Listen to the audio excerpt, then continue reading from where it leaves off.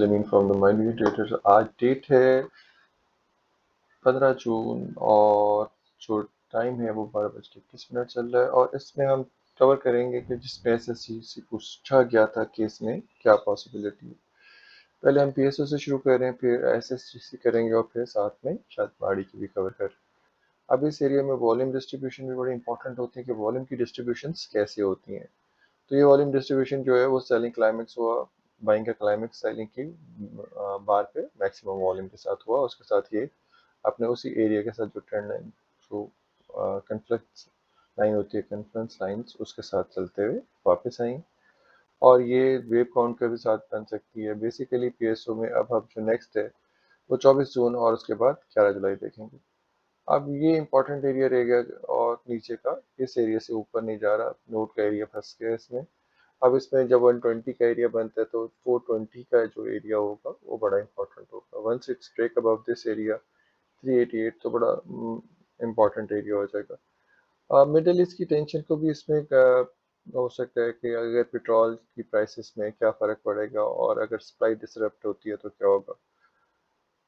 मैं crude oil पे अभी थोड़ा बुलिश हूँ, अभी बेरिश नहीं हूँ। थोड़ा सा साइडवेज चॉप, गोल्ड भी थोड़ा सा sideways chop of it all the way on the new high, towards new high. अब इसी तरह पीएसओ भी जो लग रहा है इसको देखते हैं कि जो वॉर है उस जोन में इसका मिडिल ईस्ट की इसका इम्पैक्ट क्या आता है।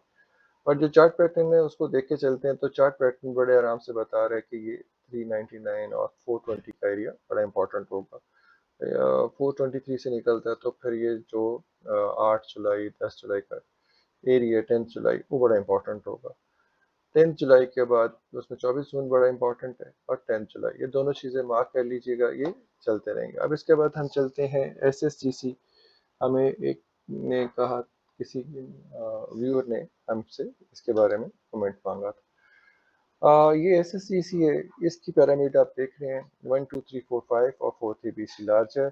अब ये इसको ब्रेक कर रहा है बी का जो हायर साइड है और ये जो आपका आईसीटी कॉन्सेप्ट्स में जो एफ पी जी कहते हैं हम, फेयर वैल्यू कैप की बजाय हम फेयर वैल्यू एरिया कहते हैं। अब इसका जो ब्रेक है दैट स्ट्रक्चर्स का ब्रेक डाउन और चेंज ऑफ करेक्टर का जो चीज़ है वो शो करेगा कि मार्केट किस तरफ जा रही है। Price towards new high. हम इसको इसको थोड़ा सा और आपको दिखा देते हैं कि हमारे चार्ट्स में क्या बना है। अगर आप ये देखेंगे तो एक पैरामिड्स को बनाने की कोशिश की गई है और पैरामिड्स के ऊपर जो प्रोजेक्शन है वो इस एरिया की है 66-68 रुपीज़ की। बट सबसे ज़्यादा इंपॉर्टेंट है कि इसका 45 रुपये 40 पैसे टूटना और नीचे 39 वगैरह का एरिया होल्ड होना और इससे नीचे स्टॉप जो है ना 36 के, क्योंकि हम बड़ी पोजीशन कह रहे हैं और स्ट्रक्चर को लेकर चल रहे हैं तो इसमें छोटी पोजीशन या छोटा स्टॉप नहीं होगा। ये डे ट्रेड नहीं है कि इसको लेके एक दिन किया दूसरे दिन खत्म किया, ये थोड़ा सा मिड टर्म से भी ज़्यादा ही है, क्योंकि यहाँ मिड टर्म की डेफिनेशन जो मुझे पता लगी है वो बहुत डिफरेंट है जो इंटरनेशनल मार्केट्स में होती हैं। जो इंटरनेशनल मार्केट में मिड टर्म पोजीशन या लॉन्ग टर्म पोजीशन होती हैं वो तो ये पे चलती हैं। हमारे यहाँ जो होता है वो 2 दिन भी पकड़ लें तो काफ़ी मुश्किल हो जाती है, दुविधा बन जाती है कि ये कैसे करके लेके चलना। बट एनीवेज जो पूछा गया था उसमें यही है कि इसका 45 रुपये 20 पैसे के ब्रेक के बाद ये 53 50 और 66 रुपये तक का प्रोजेक्शन है। वॉर जोन की वजह से भी और दूसरा भी, और ये वॉल्यूम डिस्ट्रीब्यूशन है इसके ऊपर आप देखेंगे हमने एक्स एक्सिस की बजाय इसको ये एक्स एक्सिस और ये वाई एक्सिस पे जहाँ वॉल्यूम डिस्ट्रीब्यूट हुआ। अब इसके इस एरिया पे वॉल्यूम जो है इधर है और इससे ऊपर इस एरिया पे वॉल्यूम पहले डिस्ट्रीब्यूट हुआ हुआ है। अब एक्यूमुलेशन और डिस्ट्रीब्यूशन जो वैकऑफ्स के मेथड है कि मार्क डाउन मार्क अप और ये सारी फेजेस उसके साथ अगर आप करें तो आपको बड़ा क्लैरिटी से पता लगता है कि मार्केट में क्या हो रहा है।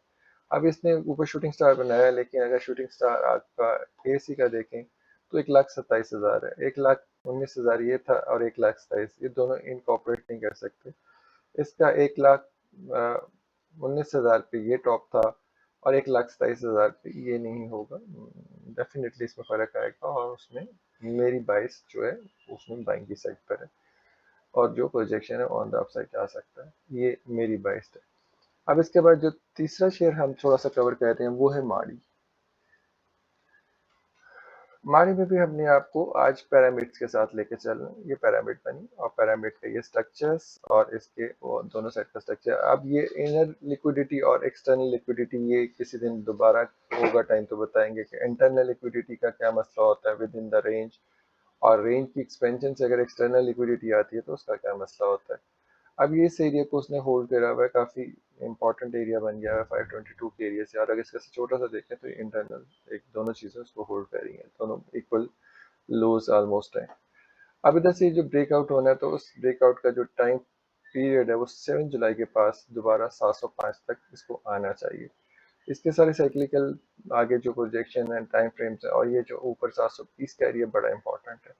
Once it's break above that तो फिर इसमें बहुत तेजी आ सकती है। बड़ी जो रेंज है इसको जो एक्यूमुलेट किया गया था और फिर बाद में डिस्ट्रीब्यूट करके अब इसको फायदा उठाया जा रहा है, प्राइस को एक साइड पे ट्रैक के चॉप करके एक्यूमुलेट किया जा रहा है।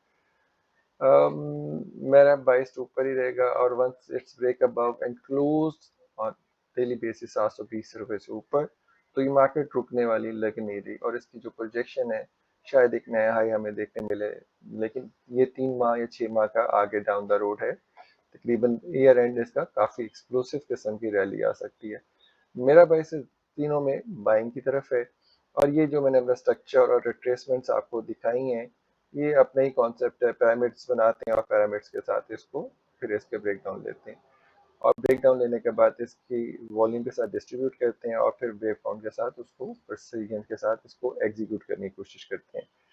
अभी तक के लिए इतना ही आप देखिए, और अगर कोई कमेंट कोई चीज़ हो पूछने के लिए ज़रूर पूछिएगा। अभी तक के लिए इतना ही, दोबारा मिलते हैं। खुदा हाफिज़।